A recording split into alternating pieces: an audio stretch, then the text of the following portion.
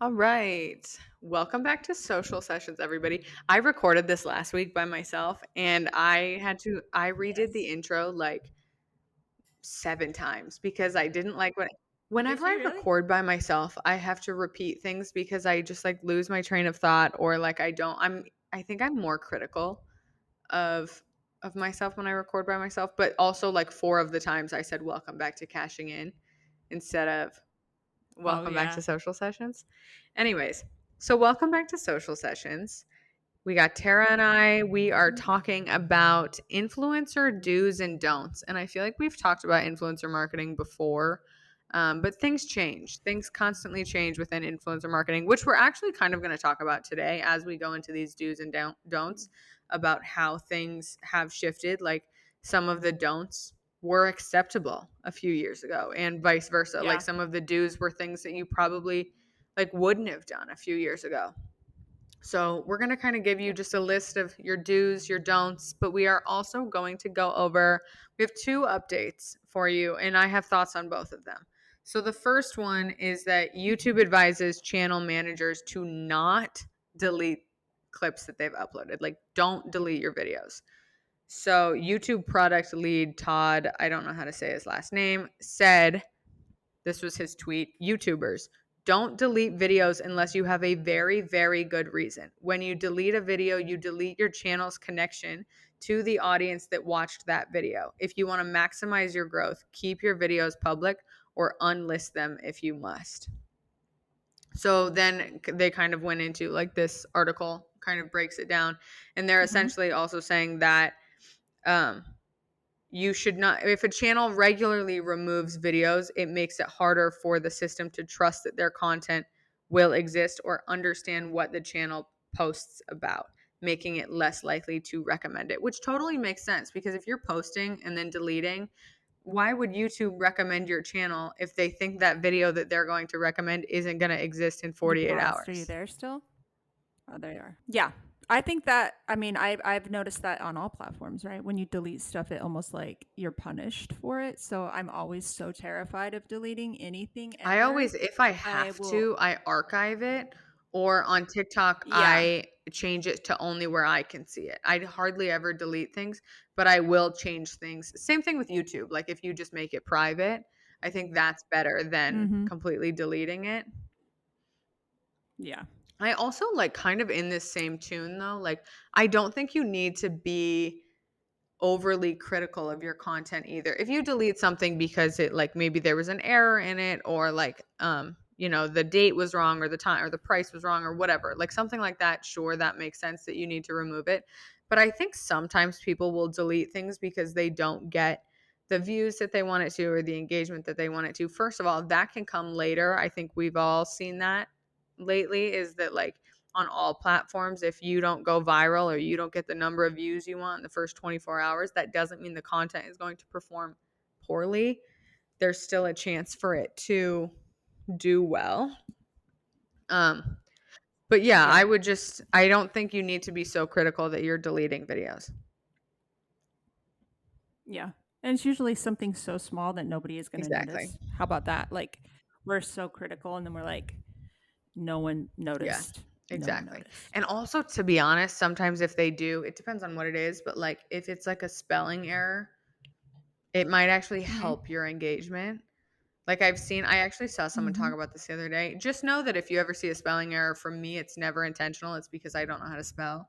But other accounts do it intentionally. Like sometimes I've seen it a lot with people in the TikTok captions. They Yeah. misspell, and I've heard a few people talking about this where they're misspelling things in the captions so that people point it out. I actually had that on a personal video of mine the other day. Someone commented, didn't I again, I don't reread anything before I post it, especially on my Mhm. personal account. I do it more for like business accounts because it's on behalf of someone else. But like someone had Yeah. commented, it was completely the wrong word and I just responded. I was like, I didn't reread this. They like just put the word it was supposed to be with a question mark and I was like, "No, yeah, that is what Mhm. I meant. I just didn't check." But like Yeah. it's really not that detrimental. Like I said, if people are doing it It's intentionally for engagement, then like it's fine. yeah. The We've heard it from clients before, and it's like the most annoying thing to me because I'm just not. I don't Yeah. care um, Like as much, and I'm also like it if proves. it's every I just time, feel like it proves yeah. human. You know what I mean? Like it takes that element away that it was AI generated anyway, and that it was a human I error. also Like think I like appreciate human error. there's some that I'm like I get it things that it also depends on the brand too, right? Like if you are supposed to be like this leader in the industry, like whatever, very well educated type of brand, type of person, sure. A But most doctor. of the time I'm like it's really not that serious. I also like I do understand when people do it to us, like when people are like, "Hey, this is misspelled." I get annoyed, but I'm also like, "Yeah, I get it. You're paying us to make your content. You don't want there to be like errors in it. I get that." But especially if it's your own content, like it's not that deep. So anyways, don't at the end of the day, Mhm. don't delete your content. Stop deleting your content because you're less likely to be pushed out to a new audience. The second update I do have some thoughts on as well. And that is that Instagram is testing being able to comment on specific slides within a carousel post, which I think is kind of exciting for both like personal like influencery personality type posts and business type posts Mhm. because like if you think about a lot of personality or influencer or just like personal carousel posts or photo dumps, right? That have Yeah. nothing like first photo has nothing to do with the third photo, which has nothing to do with the sixth photo. Like I posted one the other day and my friend commented and she was like, "This is the perfect amount of unhinged." It like started with like a photo of me out with my friends and then it was like a conversation. The next slide was like a conversation between me and my friend and I was like, "Need him biblically." Next photo, dinner photo. A photo of what I ate that night. Like they don't have anything. Last photo, the guy Bernard the elf from the Santa Claus has nothing to do with each other. And in those situations, I would love to be able to comment on just one photo, right? Because they don't have anything to do with each other. Just one photo. Yeah.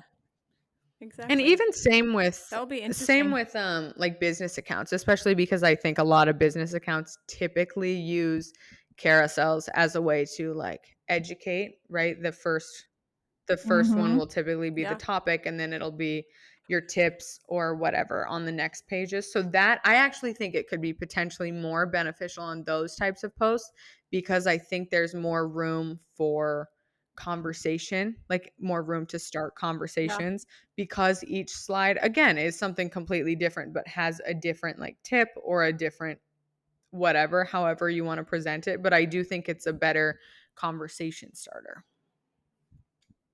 Yeah. So I think it'll be interesting to see. I think it would be good. Like I said, it's still in testing, so this feels like the story of our lives. Whenever we give an update, like it's in testing. We might not get it for a year, but just know they're working on it.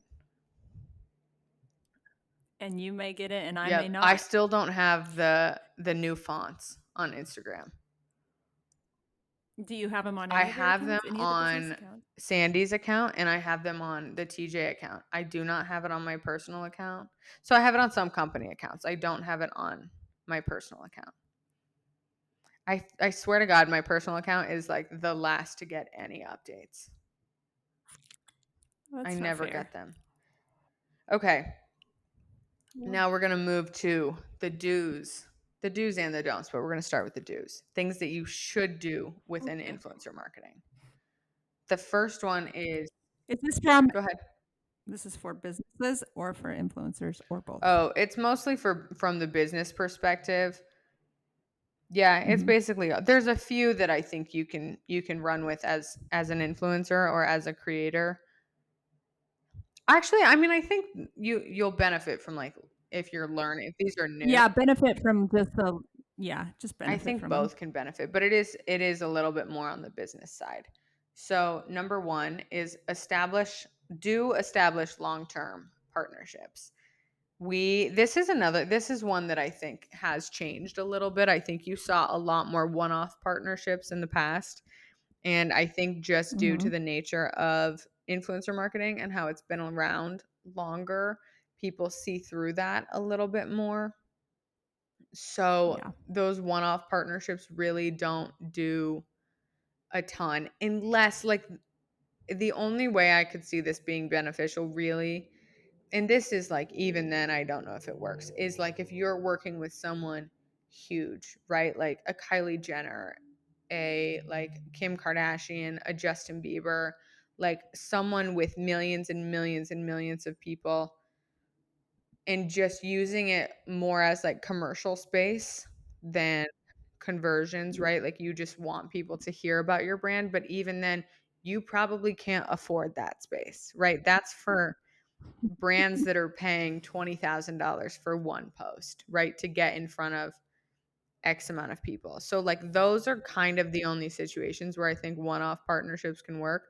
Otherwise, I think it needs to be long term, right? Because it feels more organic, it feels more like word of mouth. And it also feels like as a viewer, you can trust that partnership a little bit more because you can Yeah. assume that the influencer is actually using the product on a regular basis. I think it also I- in terms of like long-term partnerships, it's also helpful because as we've said a million times, you have to see the Mhm. customer has to see the product 7 or 8 times, More than yeah, once. before they Yeah. actually Yeah. purchase it.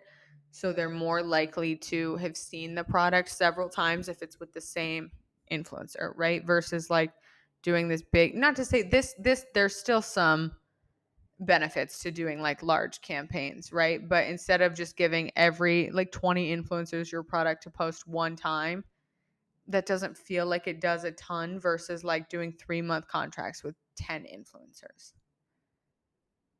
Or longer Yeah, even. but Yeah. my Because point I being feel that like we've you see it longer, just yeah. the long term. We've done them both ways, right? And I definitely think that the results are always better when it's more of a long term permanent partnership. Yeah, absolutely. Okay, do you wanna do the next one? The next one is obtain content permissions. This is changed definitely throughout the influencer marketing since it has been around. You used to be able to get away with, not get away with, I think that sounds bad, but um, you reusing the content from an influencer if you sent them a product. And now we're seeing a lot more come into play with usage rights and what that actually means for the influencer and the business. So this one is making sure that you have something in your agreement that is giving you rights to use that influencer's content. Um, I yeah, think there's a very little bit of important. a gray area with this only because, like, if someone is tagging you, I think you can share it to stories, and I don't think there's really any it feels weird if an influencer were to be like, "I actually didn't give you permission to share that on stories," when you can share So anything on stories. You know? But yeah, posting it to your grid as part of your content calendar and your social strategy is when it does start to get like a little bit fishy. And like Tara said, I think this has changed a lot. We were talking about this before we started rolling and saying that like when influencer marketing was first starting, I think there was the argument where if the bigger account is reposting the influencer, right? Like, let's say it's, I don't know, I had used Adidas as our example. Like, if Adidas had posted an influencer in like 2015, that influencer might gain, a decent amount of followers because that wasn't a thing that was happening a lot. Now it's like if Adidas posts an influencer, it's like they're posting 10 new influencers a day. So they yeah, don't get there's really not a benefit for the influencer where there used to have been. There used to have been kind of a trade off of like, okay, you get my content, I get more followers. Now it's like you just get my content and I get nothing, which is really why I think these usage fees started popping up a lot in the last like 2 years because influencers recognize that, right? They used to be able to be like, oh, okay, there's a little bit of a fair trade here. And now they're like, oh, we're just making this content for free. yeah, and it also goes back to like when I owned the agency. A lot of it was there was a lot more usage rights included. Like if they were going to use your image on a billboard or that. I mean, even with actors, those commercials can run years later, Yeah. and they're still getting paid for them. Like my friend was on a Party City commercial and she still gets a check for it, like anytime it's ran anywhere. And so I think that rule definitely got pushed over to the influencer marketing side of things in a way that it just wasn't there Yeah. before. Yeah.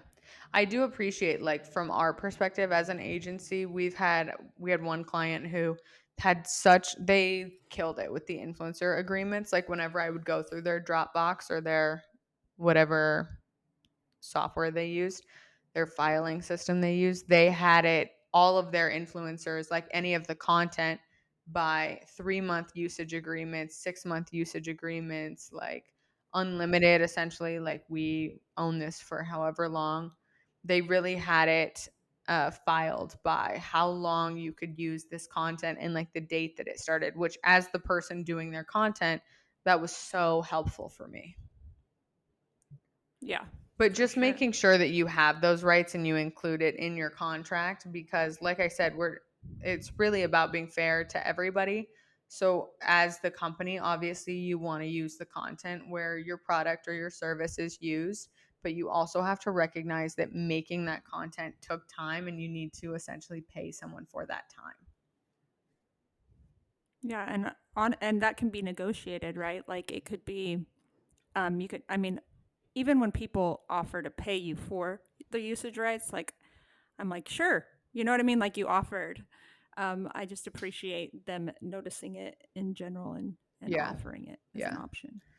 Okay, next one is leveraging TikTok Shop. You absolutely want to be using TikTok Shop. I was just telling Terrah, a lot of these influencers I see that are using TikTok Shop, their videos, like, it's so clear that TikTok is pushing this and that they're very biased towards the videos that push some sort of a product, because these videos are always Hmm. doing like exceptionally better than the other Yeah. content that this creator is posting. So if you can, like, if you're doing Mm, these TikTok ads or working with influencers on TikTok, I would definitely recommend getting your product on TikTok Shop and kind of utilizing that in yeah. your deliverables and in your negotiation, right? Like, if you are working with Hmm. someone, make sure that they link to your product on TikTok Shop.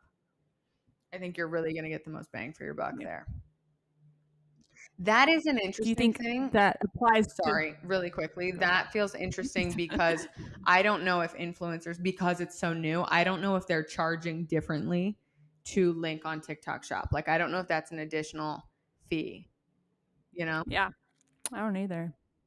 I wonder that, and also with like to know it or any of those other link type That one situations. feels less. If I don't think they would charge anything for that, because if they're linking on Like to Know It, they're already getting an affiliate cut from every sale. So it actually benefits from them every so to do it. But like, yeah, I guess same thing with TikTok Shop, right? Like, I think it works as an affiliate. I think whoever is linking to it gets, get yeah. So something. so I don't, A penny. yeah, They get a they get a penny. little bit of something, Literally. but like, I don't know if there's fees for that. But I would say, as a company, I Yeah. actually think it would probably benefit both of you, because, like I said, it is mostly affiliate. So the creator is going to get some sort of a kickback. And then obviously the business is going to get some sort of a profit from selling the actual product through the TikTok. Yeah. All right. The next one is do allow them to have some creative control. This one is huge. So, yeah, I've seen it all kinds of ways. I think guidelines are helpful, but I definitely think giving them you hired them as a creator for a reason, right? Yeah. Like, and hopefully that's because they fall into your demographic of your target audience, or you connected with their content in some shape or form. So when you start to put those limits on their creativity, I think you're going to get less good work. You know what I mean? Like it's just not gonna be what it could Yeah. be. I think I see this argument or complaint from creators themselves a lot too. Exactly as you said. Like, they're hiring these creators for a reason, right? Because they like the content that they're putting out. And as soon as these brands start to give out scripts and start to give out really specific guidelines and guidelines. That's yeah, crazy. then it's not really aligned with that creator anymore. Now, I think there is a place for both. Like, don't get me wrong. I think sometimes having a script, especially like on podcasts, can be helpful. Um, Yeah. and even if you want them to like say specific things about your product, right? Like specific highlights, I think it's better to give a Yeah. guideline than give a word for word script because it has the Yeah. same energy to me as like one-off partnerships where it feels like inauthentic. It feels like here's the thing. Mhm. The audience knows how influencer marketing works, right? There's no secret around it. Like there used to be a little bit of a, are they getting paid for this? Are they not? Like there's really no secrets like that anymore. But at least when it's like integrated into the video or like is still entertaining, it doesn't feel like you're just being sold to, right? That it feels like the video has some other purpose and it feels a little bit more organic and authentic. And there's almost still that illusion of like, is this paid for? Is it not? Like, yes, the audience is smarter than you think they are. They do recognize, but when it's scripted, there's also so much more of a chance that someone's going to scroll right past that video because they're like, why would I sit in? It's the Mhm. same thing as like if you are watching, like for example, if you're watching a podcast or we throw it back and you like recorded, you DVR'd something, you would scroll right past Yeah. the commercials. If you had the option to scroll right past the commercials, why would you Exactly. not? So Mhm. it's really the same thing with the influencer campaigns. Again, there is a space for the scripted stuff if it's more usage right situation for you and you want to turn that into a paid ad and you know exactly what you want that paid ad to look like, then I think there is a valid point for scripted and like heavy guidelines, but for the most part that's not the case. Yeah. Just simple guidelines, I Yeah, just think. I think Hashtag, maybe some yeah, keywords, maybe some making product visible, logo visible. I can see those types of things. or like talking points, like these But are the things that we want you to, yeah. these are the benefits of the product. This is, things like that. But make it Mhm. more. I always appreciate when I get like briefs and stuff from companies. I always appreciate when they Mhm. give like links to videos that they like, either with creators Yeah. that they've had in the Mhm. past or like other campaigns from other companies when they're like, this is kind of the vibe. Yeah. It's just, I don't know. I think it's better when they're like, this is kind of the vibe we're going for if you can create something along those lines, but These lines. Yeah. they're not like, "Oh, say this word for word," and Stand in a black on front of a white wall, wear this yeah. shirt. I mean, some of them. I mean, some of them get crazy, Yeah, no, some of crazy. them seriously are so and it's just I don't know, nobody wants to see that. Yeah. Lastly, do have some way to measure success. This one is really important. I don't think you're ever going to be able to measure success like 100% with an influencer campaign, simply due to the nature of social media. Like, there's a chance, we've talked about this a million times with our clients, with you guys. There's a chance that somebody finds your product through an influencer campaign that's posted today and they might not Mhm. purchase that product from you until 6 months down the line. That's going to be hard to track, right? Because they might have Yeah. followed you um, from that post, or they might have saved that post and went back to it later. But it's going to be hard to track just due to like how evergreen some of this content is and how long it sometimes takes people to purchase from you. But I do think there are some ways to track, right? Like in an ideal world, now this isn't like in every scenario, but in an ideal world, you give each influencer their own link to like add to their bio that you're then able to, track the website traffic or, Yeah. measuring. Another great way, like we've talked about this, but HelloFresh always does where did you find out about us? And they'll Yeah. usually like That's always a yeah, drop they have down the drop menu. down menu and they usually now I don't know if they do it with influencers, but they do it with podcasts a lot where you can drop down podcasts and then another drop down will show up and then it'll list like every podcast they've advertised on. Or they'll have like, use this link like hellofresh.com/ the name of the podcast or This something link. like Yeah. that. Yeah. So that's helpful. I think there's The there's more different ways to do it. There is. And the more specific you can be, like those extra drop-down menus, I mean, that's just going to help you in the long run be able to measure which ones did good, which influencers, are rising to the top, and then those are the ones you want to build the long-term Right. relationships with.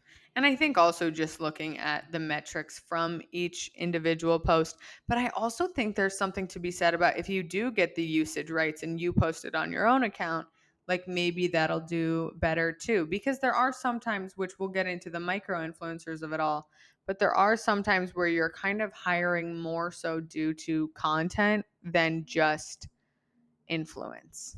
You know what I mean? Like you might like the way that someone makes content or the way that they shoot things or, Mm-hmm. something like that. And that might play a part more than their follower count or their engagement. Okay, moving on to the don'ts of influencer marketing. Do not focus solely on follower count because that's not one. Just because they have that many followers does not mean that's how many accounts they reach on a regular basis. Mm-hmm. On top of that, just because they have that many followers doesn't mean they have an engaged following, doesn't mean they're going to convert at all. So we've talked about this a lot, but really, like, you have to see how these influencers are talking to their audience, right? Yeah. And also, like, in that same wavelength, this is kind of a micro influencer. I'm actually going to combine these two because the fourth one was don't overlook micro influencers. Yeah. Yeah. And I feel like these very much go hand in hand because, like I said, follower count doesn't necessarily equate to an engaged following. It doesn't necessarily equate to accounts reached. Just like micro influencers don't necessarily always equate to like a higher engagement rate, but they do typically engage with their audience more, right? They're on stories, they're talking, they're doing the Q&As, they're responding to their comments, things like that. And those are typically the people that you want to work with. Yeah. Because it's a little bit more authentic, it's a little bit more organic, and usually they're going to actually like your product. And one thing I was saying earlier in the micro influencer realm is talking about niche influencers. I actually think those are probably some of the best types of influencers you can work with because there's a good chance that your product or service can fit into multiple niches, right? But if you think about it, if you follow someone that has like a very specific knowledge, right? You are going to really trust that they're an expert in that whole field. And if you can fit your product or service into the field of expertise of this one influencer, their audience is probably going to trust a lot more. Does that make sense? Yeah, I think so too. So I was using the example of like a personal example of like, I'm obviously a spin instructor and I am in the gym a lot. I'm like sweating a lot. I do a lot of like activities. So I recently have been looking for like a tinted moisturizer / sunscreen, something that isn't super cakey. I don't want it to feel like I have a lot of makeup on. I just like want it for when I teach, because I'm like on a podium with lights on my face. So I want something on, but it's like kind of a niche request, right? Like not everybody needs that. But for example, I follow this girl online who is also a spin instructor, and she did a haul like in her car or like in the spin closet or whatever before she went to go teach a class, essentially explaining exactly what I was just saying that I needed, right? And that's so niche, but it was enough to make me be like, yeah, okay, that's on my list. That's something that I need because you're in the same situation as me, right? It's a really niche situation, but like we're in the same situation, and that's probably going to get me to buy it over like some beauty influencer being like, I love this because it's mattifying and it's blah blah blah, when that's not something I care about. Yeah. You know?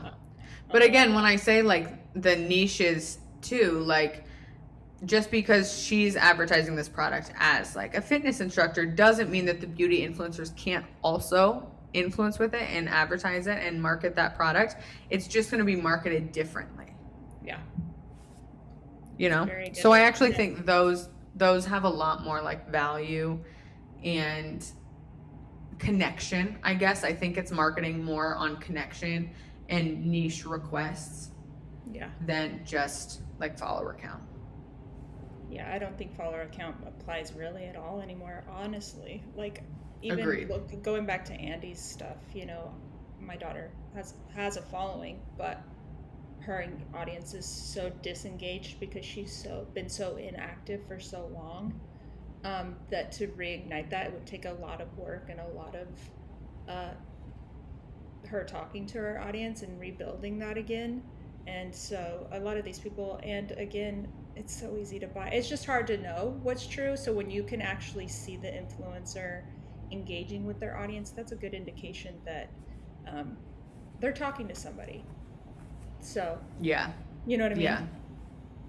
Yeah, that they actually have someone that is like watching their content, wanting to hear what Yeah. they have to say. Yeah. Mm-hmm. For sure. Next is don't, similar to what we said earlier, don't, okay, it's not loading.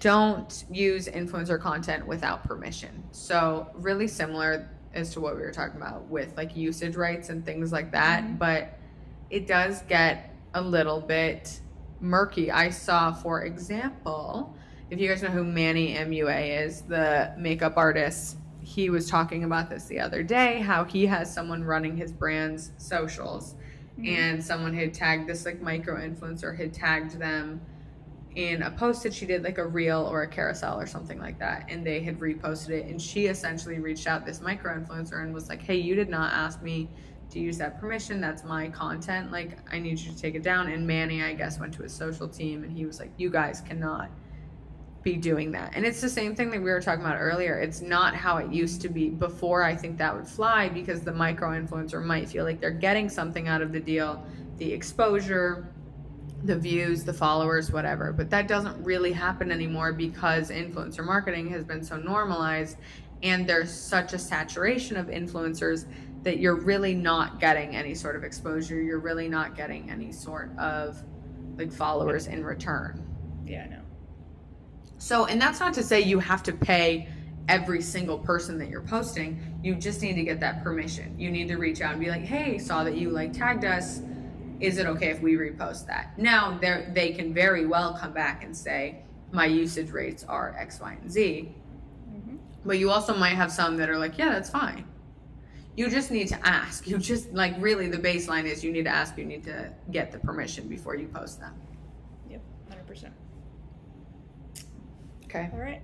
Last one. The last one is don't overlook micro influencers, which I think we just kind of talked about. But again, it's Wait, we skipped one. oh, we did. Don't overlook Yeah, FTC guidelines. All right.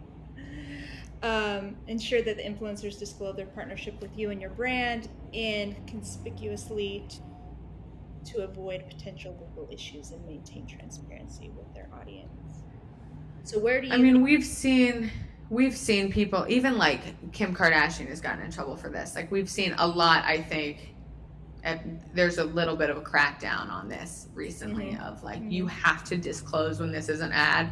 I think certain countries also are a little bit more strict with this. Like, for example, I think the UK is a lot more strict with these guidelines than the US, but I think the US has kind of been using these like giant celebrities or like macro influencers as examples here for not using, like not disclosing when something is an ad. Mm-hmm. So it's just better safe than sorry.